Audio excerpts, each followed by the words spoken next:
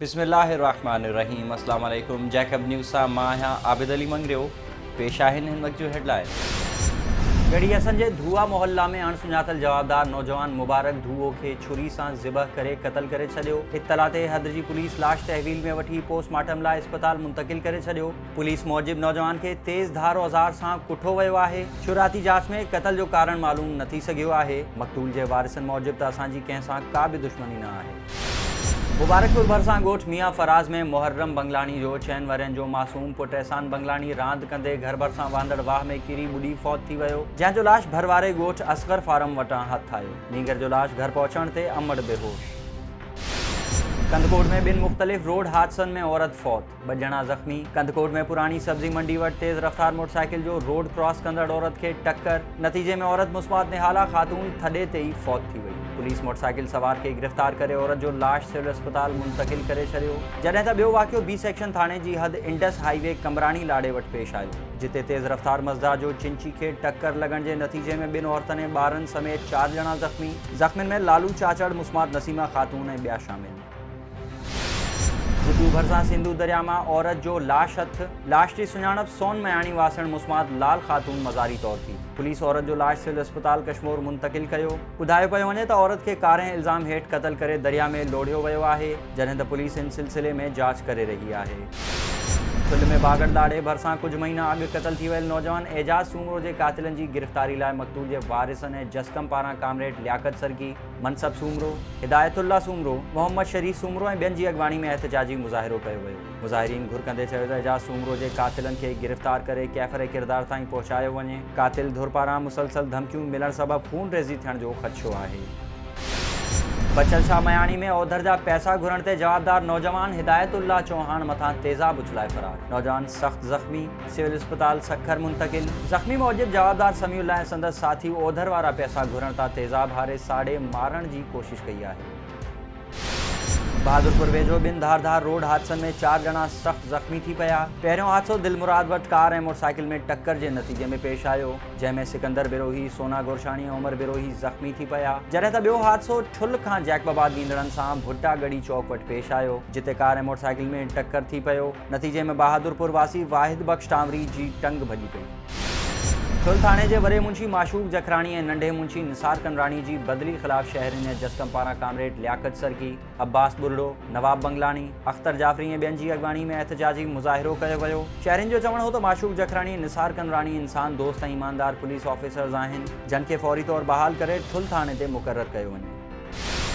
सखर में सिंध सभा पारां खंबे गुम कयल नौजवाननि जी वापसी लाइ प्रेस क्लब आॾो 50 कलाकनि वारी बुख हड़ताल ॿिए ॾींहुं बि जारी। नौजवाननि जी वापसी लाइ नारेबाज़ी, बुख हड़ताल कैंप ते वेठल सिंधी इनाम, शाहनवाज़ सोरियाणी, मीर मुर्तज़ा खोसो, नदीम बलोच, शाह फहद ऐं ॿियनि जो चवणु हो त सिंध में बेगुनाह नौजवाननि खे गिरफ़्तार करे गुम कयो पियो वञे। मुसलसल एहतजाज करण बावजूदि संदन गिरफ़्तारियूं ज़ाहिर नथियूं कयूं वञनि। नौजवाननि खे ज़ाहिर करे संदन कुटुंबनि में पखिड़ियल बेचैनी ख़तमु कई वञे। गजो लॻ हाले जी ढंढ तबाही जे वर चढ़ियल, ईंदड़ फंड बि हड़प, ढंढ जो पार्क बि तबाह हाली जो ॾेख ॾियणु लॻो। वागुन वारे तलाउ में बि गंदगी पखिड़िजी वई। सार संभार न लहण ते केतिरा ई वागूं मरी चुका। पार्क में छॾियल हिरणियूं बि बेमालकी सबबि मरण लॻियूं। पार्क में परे परे खां ईंदड़ सयाहनि लाइ का बि सहूलियत मौजूदु कोन्हे। सुजाण धुरियुनि पारां सिंध हुकूमत खां नोटिस वठण जो मुतालबो।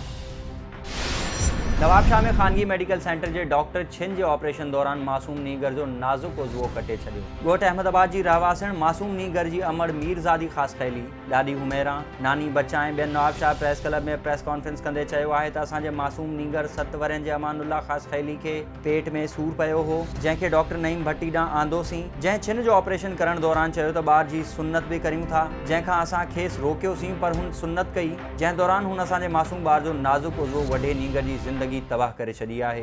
डॉक्टर ख़िलाफ़ कार्रवाई न थी त असीं पाण मथां पेट्रोल हारे बाह ॾेई साड़े छॾींदासीं।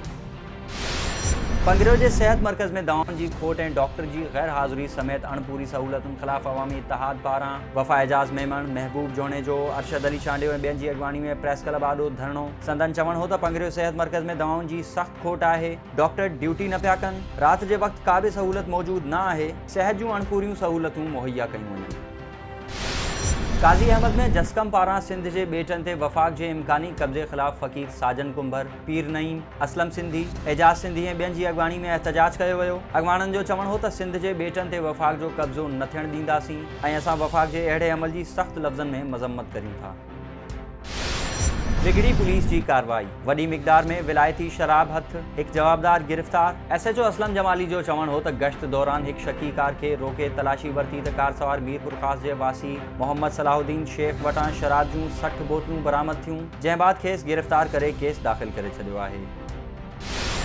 न्यू सईदाबाद जे सहाफ़िन प्रेस क्लब जे सदर कासिम कमरानी, रियाज़ कीरियो, अब्दुल जब्बार सोलंगी, सोबत ओड ऐं ॿियनि मथां अणसुञातल हथियारबंदनि जे हमले ख़िलाफ़ काज़ी अहमद में सहाफ़िन पारां राजा साजिद अली उन्नड़, मुंग जतोई, ज़ुल्फ़कार टांवरी, रजब अली जतोई ऐं ॿियनि जी अॻवानी में एहतजाजी मुज़ाहिरो कयो वियो। सहाफ़िन घुर कंदे चयो त न्यू सईदाबाद जे सहाफ़िन मथां हमले जा जवाबदार गिरफ़्तार करे सहाफ़िन खे तहफ़्फ़ुज़ फ़राहम कयो वञे। काज़ी अहमद जे ॻोठ गोहराम मरी वासिन बेवा औरत मुस्मात ग़ुलाम ख़ातून मरी पुट जे ज़ुल्मनि ख़िलाफ़ दाहींदे चयो आहे त मुंहिंजो पुटु ज़फ़र अली मरी ग़लति माण्हुनि जी सोबत में अची जुआरी ऐं नशाई थी वियो आहे ऐं व्याज ते पैसा खणी जुआ करे थो। पुट जा लखें रुपया व्याजनि खे भरे ॾिना आहिनि ऐं हाणे वधीक पैसनि लाइ मूंखे मौतमार धमकियूं ॾेई रहियो आहे। हाणे ज़मीन खपाइण लाइ तंग करे पियो। पुट खां तहफ़्फ़ुज़ फ़राहम कयो वञे ऐं मुंहिंजो संदसि कंहिं बि फ़इल ऐं कौल सां को बि ताल्लुक़ न आहे। घोटकी जी सरकारी अस्पताल अवाम के लाभ ॾियण में नाकाम। MS डॉक्टर अरबाब मलिक जी नाइंसाफ़ी ख़िलाफ़ ॾहरकी वासी पोरियत जो एहतजाज। पोरियत आसिफ अली गुरगेज जो चवणु हो त मासूम पुट काशिफ अली खे सरकारी अस्पताल खणी वियुसि, जिते का सहूलियत न ॾिनी वई, जंहिं सबबु ॿार जी हालत वधीक ख़राब थी वई। MS डॉक्टर अरबाब मलिक वटि शिकायत खणी वियुसि त हुन मूं सां अणढंगो वर्ताव कयो। सूबाई वज़ीर खे अपील थो करियां त नोटिस वठी इंसाफ़ कयो वञे। मटियारी में ऑल पाकिस्तान मरी इतिहाद जी गॾिजाणी थी गुज़री। अक्सरियत राय सां मटियारी ज़िले जी बॉडी जोड़े लाल मोहम्मद मरी खे सदर, अलीदाद मरी खे नाइब सदर, वाहिद जान मरी खे इंफॉर्मेशन सेक्रेटरी ऐं दाद मोहम्मद ख़ान खे जनरल सेक्रेटरी मुक़ररु कयो वियो। कनकोट पुलिस जी ज़ियादतियुनि ख़िलाफ़ ॻोठ ताज मोहम्मद ख़ान मोहम्मदानी वासिन जो एहतजाज कंदे मोहम्मद आलिम मोहम्मदानी, वहीद मोहम्मदानी, ज़ाहिद मोहम्मदानी ऐं ज़हीर मोहम्मदानी दाहींदे चयो आहे त पुलिस बिना कंहिं सबबु मोटरसाइकिलनि जे मिस्त्री नौजवान इरशाद मोहम्मदानी खे गिरफ़्तार करे गुम करे छॾियो हो ऐं बाद में कूड़ो केस दाख़िल कयो वियो आहे। DIG लाड़कानो खां अपील था करियूं त असां सां इंसाफ़ कयो वञे। ऐं गढ़ी असन ठुल रोड ते गरह गाॾी ऐं मोटरसाइकिल में आमो साम्हूं टक्कर, मोटरसाइकिल सवार क़ाइमुद्दीन लाशारी सख़्त ज़ख़्मी, गणती जोगी हालत में अस्पताल मुंतक़िल। ही हुई हिन वक़्त ताईं जूं हेडलाइंस। वधीक ख़बरुनि ऐं अपडेट्स लाइ विज़िट कयो असांजी वेबसाइट www.jacobnewsht.com ऐं फेसबुक ते फॉलो कयो। ॾिसंदा रहो जैकब न्यूज़, ख़बर खां हक़ीक़त ताईं।